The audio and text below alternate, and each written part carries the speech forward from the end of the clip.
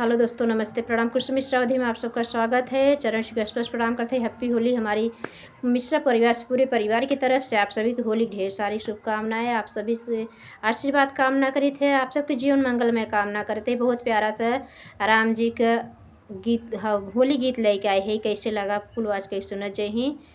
और रंग बिरंग त्यौहार से आप सब खुशी, हमेशा खुशी और दामन प्रभु भरे रखें और इसे जीवन मिठास बनाए रखें आप सबके।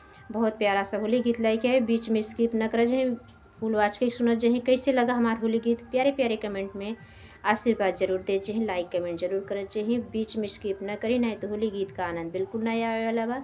देर न करते हुए गीत को सुनावे चलते। राधे राधे, जय श्री राम।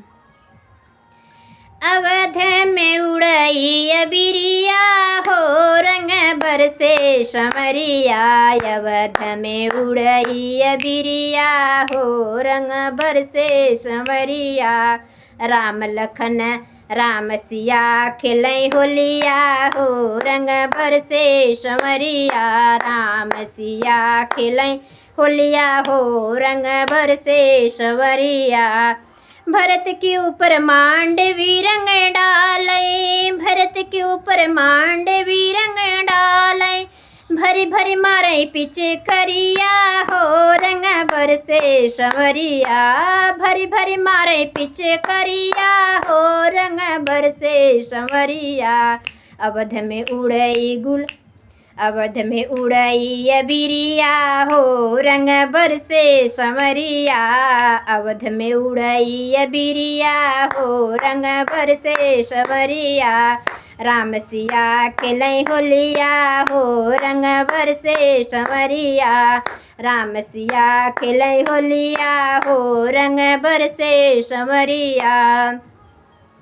लखन ऊपर उर्मिला रंग डाले, लखन ऊपर उर्मिला रंग डाले। भरी भरी मारे पीछे करिया हो, रंग बरसे समरिया। भरी भरी मारे पीछे करिया हो, रंग बरसे समरिया। अवध में उड़ई बिरिया हो, रंग बरसे समरिया। अवध में उड़ई बिरिया हो, रंग बरसे समरिया। राम सिया खेलई होलिया हो, रंग बरसे समरिया। राम सिया खेलई होलिया हो, रंग बरसे समरिया। शत्रुघ्न ऊपर सुत कृति रंग डालई, शत्रुघ्न ऊपर सुत कृति रंग डालई। कुसुमक भी गई चुनरिया हो, कुसुमक भी गई चुनरिया हो, रंग बरसई समरिया।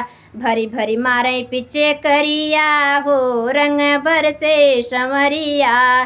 कुसुमक भी गई चुनरिया हो, रंग बरसे समरिया।